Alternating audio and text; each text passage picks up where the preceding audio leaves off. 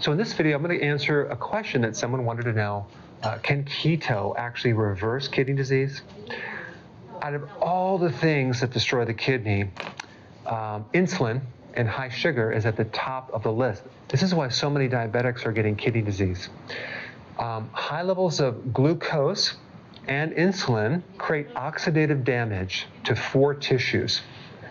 The brain and nerve tissue, I'm considering that as one, the heart and vessels, the eye, and the kidney. The kidney is very susceptible to oxidative damage from high blood sugar and high insulin.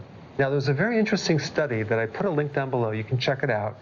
It was done for 8 weeks. It was on mice, but it showed a complete reversal of the albumin creatine ratio, okay, using the ketogenic diet, because beta hydroxybutyrate, which is a ketone, not only can provide an alternative fuel, but it has some real interesting benefits to the kidney, including the big one, which is decreasing oxidative stress. So keto basically can counter the damage and destruction from a high carb diet. And in just 8 weeks, there was a partial recovery of kidney damage. So I'd be curious to see if they did it longer, what would happen. Ketones by itself go beyond just providing an alternative fuel.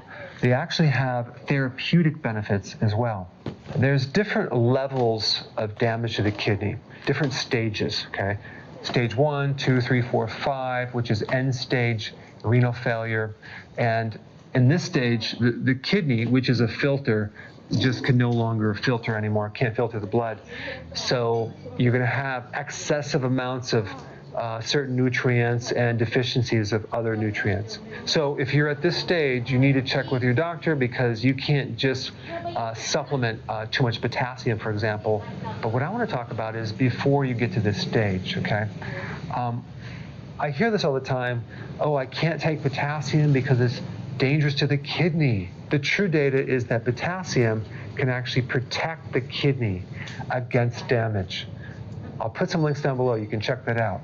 So it's totally okay to take potassium, and we need 4,700 milligrams every single day. Now, if you're doing intermittent fasting, okay, you'll need less. The requirements go down because you're recycling and you're becoming more efficient with your minerals and other nutrients. But potassium is very, very beneficial for the kidney. The other problem that people run into when the kidney becomes damaged is protein in the body. You have a protein deficiency, and you actually end up filling up with fluid. You're getting edema. And taking certain oral amino acids can slow down the progression of kidney damage, okay? So check with your doctor on that. I put some links down below for just the research that you can give your doctor if you need to. So if you really look at what's happening to the kidney, you have all this glucose, this refined carb, the sugar, the insulin, it's destroying the kidney function. But those complications from that oxidation occur more when there's not enough nutrients. So it's very, very important to prevent this problem by consuming nutrient-dense foods.